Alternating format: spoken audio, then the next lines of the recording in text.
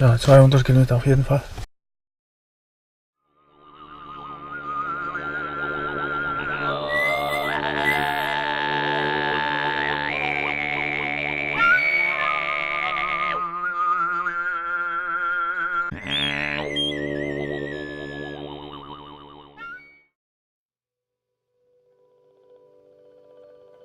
Es ist morgen, Tag 11 unserer Mongolei-Reise. Tag 11, unglaublich, es ist schon Tag 11. Wir haben 2 Tage am nördlichsten See Mongoleis, dem Kövsköl-See, verbracht. Was für ein wunderschönes Stück Natur durch diese Gegend ist. Wir alle würden gerne hier etwas länger bleiben, aber wir müssen heute weiter. Mogi, wie geht's dir? Oh, super gut geschlafen. Heute werden wir unterwegs eine sogenannte Vulkan, verlorene Vulkan Orangol, werden wir besuchen, etwa von hier etwa 400 Kilometer. Ja, und dann fahren wir sofort weiter zum größten Kupferminenstadt Erdenet.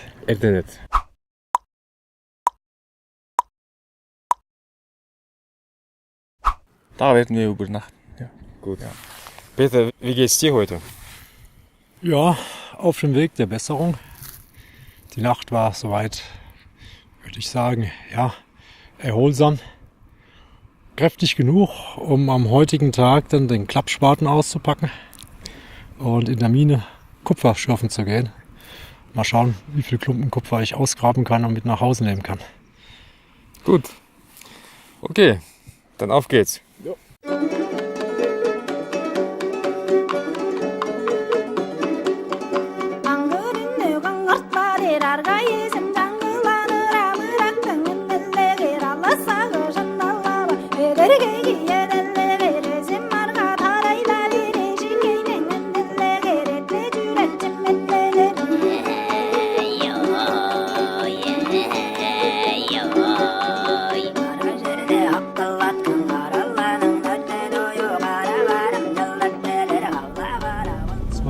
Waren sie uns bei 1700, 1800.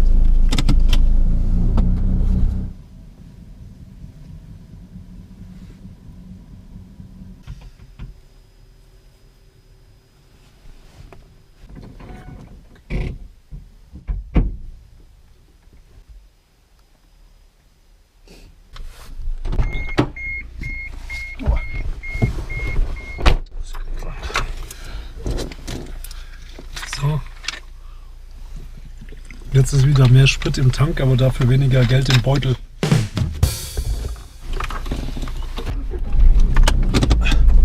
Sag mal, Mogi, kann es sein, dass Diesel hier teurer ist als Benzinkraftstoff? Ja. Warum? Diesel ist teurer jetzt. Ist das eine Herstellung oder eine Besteuerung? Das weiß ich nicht. Wegen der Steuerung konnte es sein. Bei uns ist es umgekehrt. Genau, eigentlich ist das überall umgekehrt, ja. Bei uns ist es teurer. Habt ihr eigene Raffinerien oder? Haben wir nicht. Wir importieren alles aus Russland.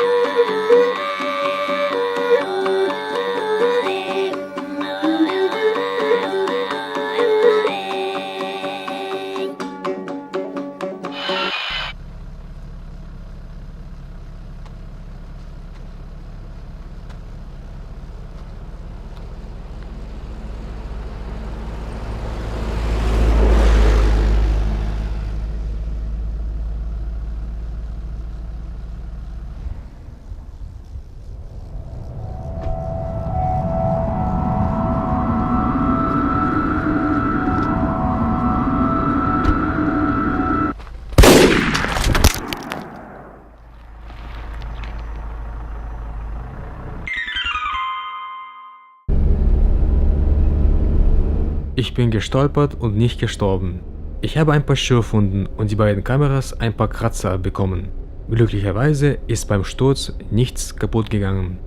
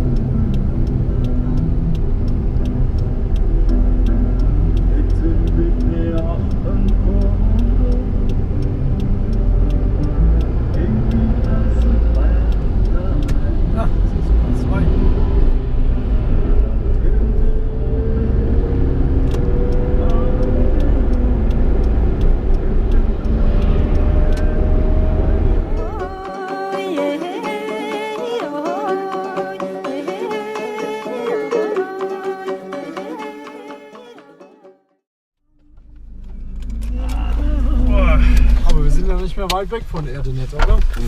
Wir sind noch weit. Wie viele Kilometer noch? Oh, noch 200 oder Oh, wir 200. sind heute schon 5 Stunden gefahren, 80 Stundenkilometer. 5 mal 8 macht 400. Und was haben wir schon gefahren heute? Wir sind momentan 200 irgendwas gefahren. 200. Kann nicht sein. Wir waren 5 Stunden unterwegs. Wir sind gerade Kota wandert. Wo ist das Kota Wander? Hier sind wir gerade hier. Und nochmal hier. Wolfgang und Irtinit.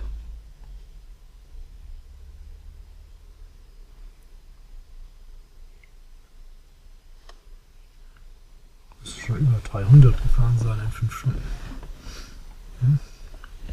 Ja, 200 Kilometer auf jeden Fall. Ja, mehr. Okay. Ja. 4 Stunden, 80 Stundenkilometer im Schnitt fährst, sind das schon mal 320. Ja. Die Schutterpeste 27 macht 350. Ja. Oder? Ja, rechnen wir da auch in der Wind. Ja, das ist die Physik. Ist gleich Thema.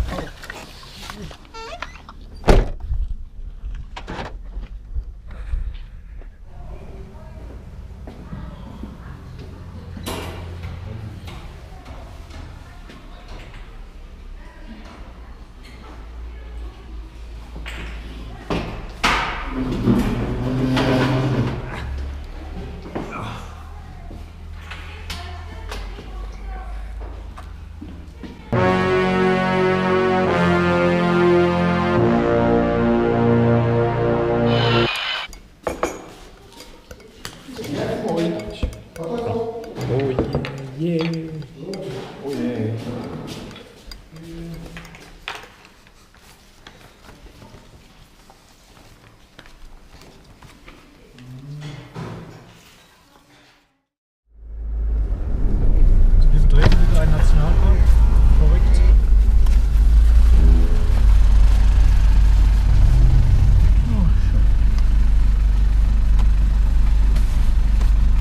Hast du Geld? Nö, habe ich schon. Deines?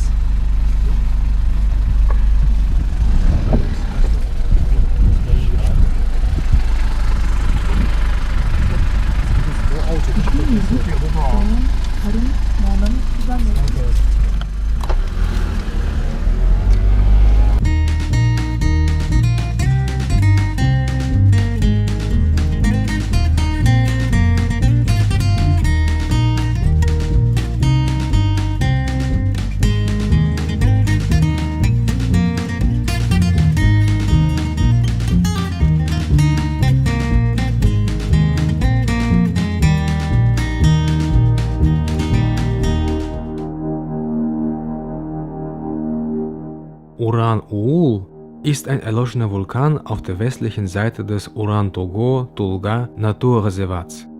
Uran ist hier nicht als das chemische Element zu verstehen, sondern bedeutet Kunst. Uran-Uul, der kunstvolle Berg. Die Mongolen gaben dem Vulkan diesen Namen, da der Kamm des Kraters eines der vielen Beispiele von Kreisen ist, die in der Natur auftauchen und dem Kunstwerk eines Handwerkers ähneln.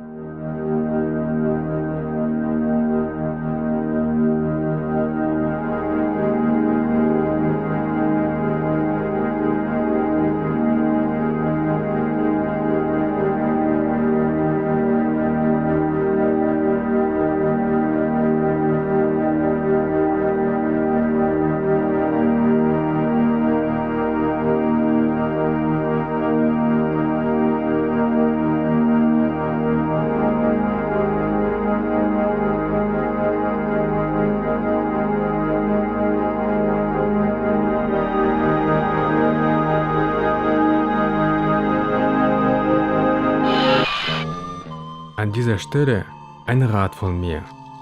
Falls ihr im Sommer oder Frühherbst im grasbewachsenen Gelände eine Wanderung macht, tut euch selbst den Gefallen und geht mit Wanderstöcken wandern. So habt ihr bessere Karten, wenn auf dem Weg im Gras plötzlich etwas sein sollte. Natürlich solltet ihr euch ab und zu unter die Füße schauen. Ich bin beinahe auf dieses Prachtexemplar getreten. Bin kein Spezialist, aber dem Muster nach macht es auf mich den Eindruck, giftig zu sein.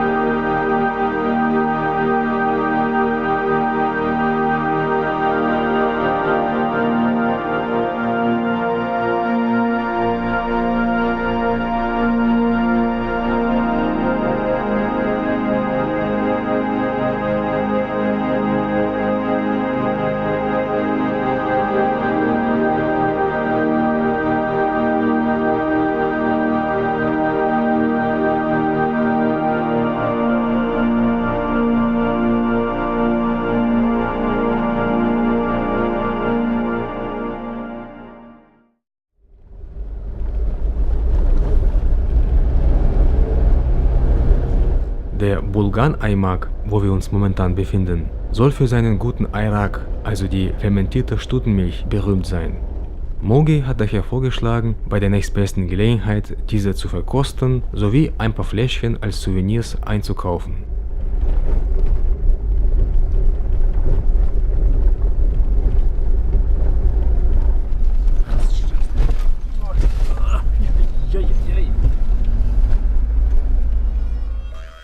Die Stutenmilch wird normalerweise nicht roh getrunken, da sie einen fast 40% höheren Laktoseanteil als die Kuhmilch hat und stark abführend ist.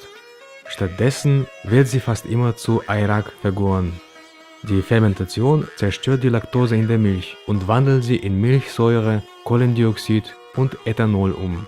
Ayrak ist leicht alkoholhaltig. Der Ethanolgehalt liegt bei durchschnittlich 2%. Dieses Getränk wird nicht nur von Mongolen, sondern auch von anderen asiatisch-nomadischen Völkern getrunken, wie zum Beispiel auch in meiner Heimat Kasachstan. Sieht der aus? Kein Milchhaus. Keiner zu Hause.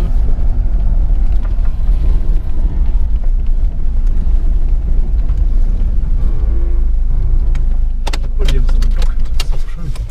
Schau mal nach, ist ja romantisch.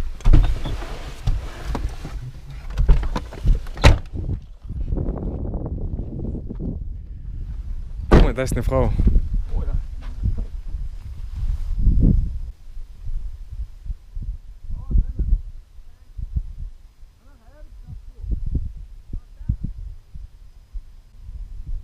Sen Bena. Sen Beno. Da geht's Haupt. Wir können rein und Stutenmilch trinken, ja? Aber aus einer Schale nur ein Nippchen für mich. Just rein, ja? Wie gesagt, wenn man eine Frau Stutenmilch dir schenkt, du musst austrinken, ja? Ja, dann brauchen wir eine Schale. Eine Schale zusammen.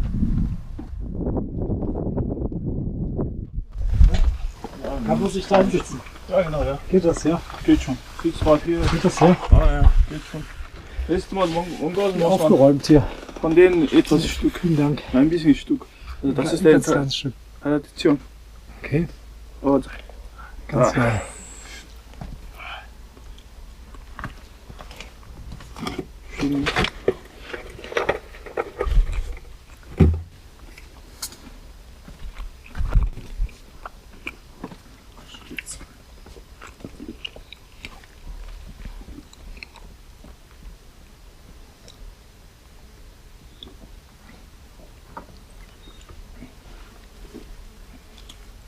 schmeckt sehr gut. Hier, die Stutenmilch schmeckt am besten. Warum? Keine Ahnung, wegen der Gräser oder Okay. wegen dem Klima oder so weiter. Mhm. Wolchen, das ist die Provinz von Wolchen. Beste Ist bekannt dafür. Stutenmilch produziert. Schöne Jurte. Super. Ja.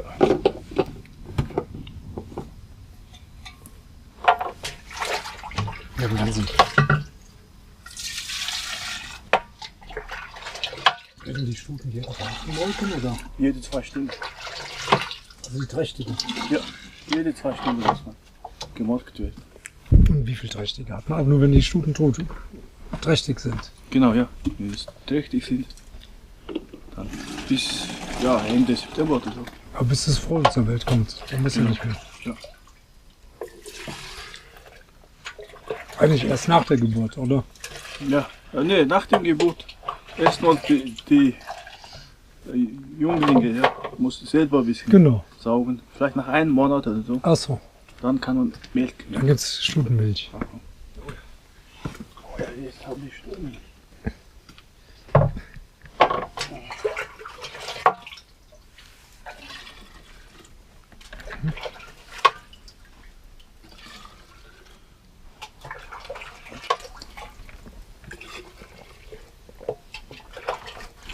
So ich das kenne aus der Kindheit. Es riecht ein bisschen nach Kefir, kann das sein? Was Kiff? Es riecht nach Kefir.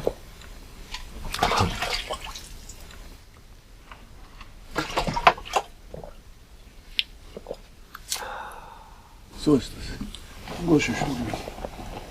Da ist mir ein ganz kleiner Schluck drin. Wirklich. Logisch, geschenkt ja. Okay. Ohne wirklich, ja. Echt, ja.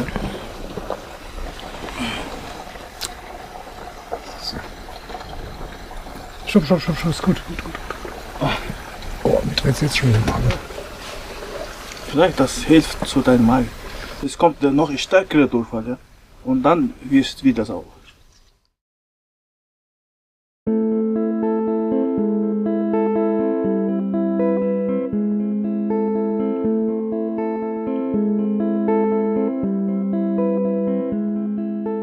Armer Peter.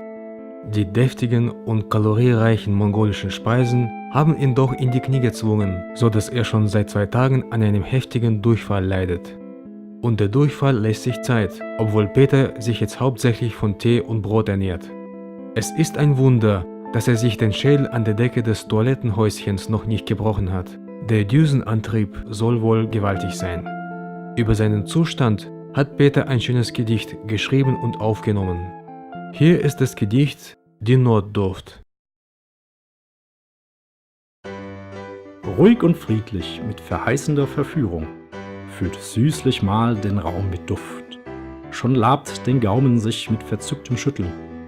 Bald füllt Gurgeln Inneres mit schäumenden Rütteln. Verzweifelnd ringt der Blick nach freier Luft. Allein zu früh erlöst dampfend die Berührung. Es kommt der noch stärkere Durchfall, ja? Und dann wirst du wieder sauber. Danke für die Aussichten.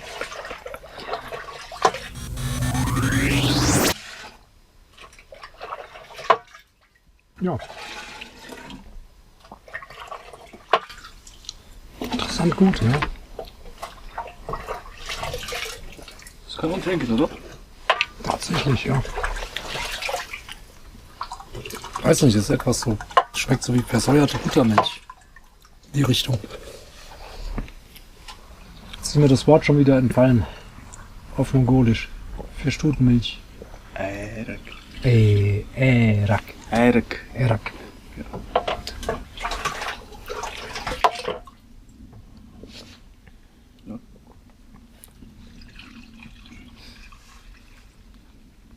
Sehr lecker. Ja. Na ja, dann gehen wir. Ja, wir haben auch noch ein kleines Geschenk für die Dame. Kannst du Aus dir mal Deutschland, sagen? Souvenirs. Aus Deutschland, Souvenirs. Kannst du die Frau geben? Ja. Ja, Das finde ich doch billiger. ich weiß ja nicht, ob man sowas isst. Gummibärchen. Kannst du dir erklären, was Gummibärchen sind vielleicht? Ich gehe auf dem Hahn eigentlich, nicht auf den Tisch. Ja. Wo legt man das auf den? Genau, nee, auf dem Hahn. Das muss man so geben, auf dem Hahn. Auf der Hand, ach so, muss Genau, man die geben. Also, ja, genau. Sorry. sorry. Tut mir leid. Bayarda? Weiter. Ach so, auf der Hand. Genau, ja. Alles andere bringt Unglück. Das ist ungewöhnlich. Das ist auch ein Haribo.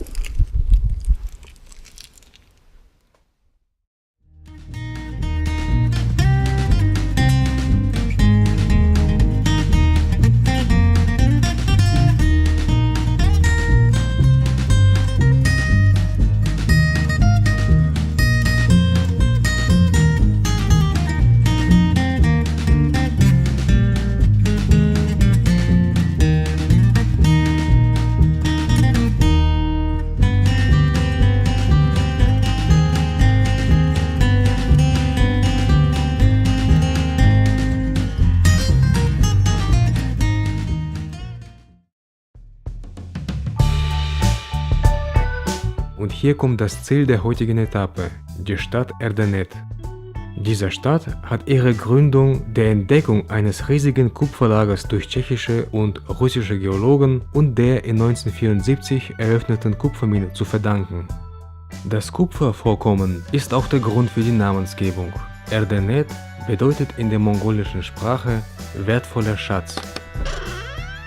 Die Kupfermine ist die viertgrößte der Welt und erwirtschaftet den Hauptanteil des mongolischen Exportvolumens und Steueraufkommens.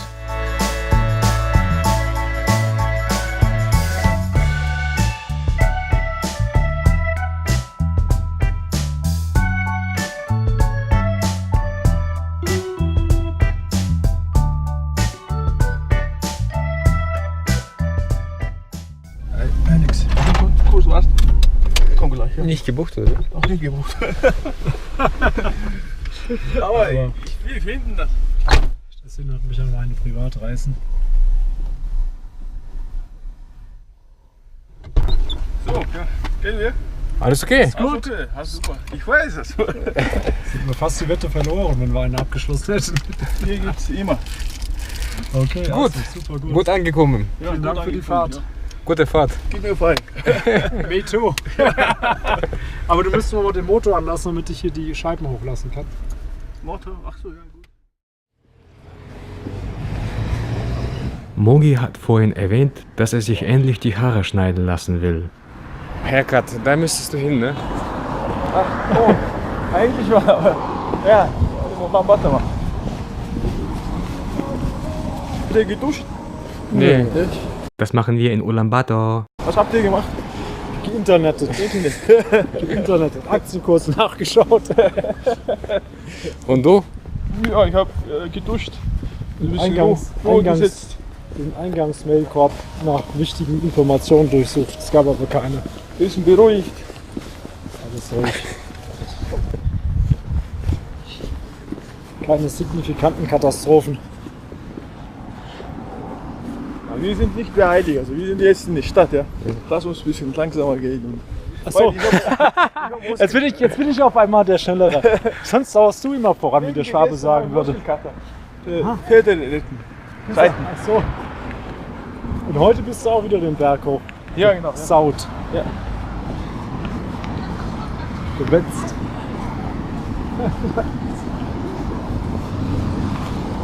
Ich sehe schon, wir sind hier im Friseurviertel. Ja.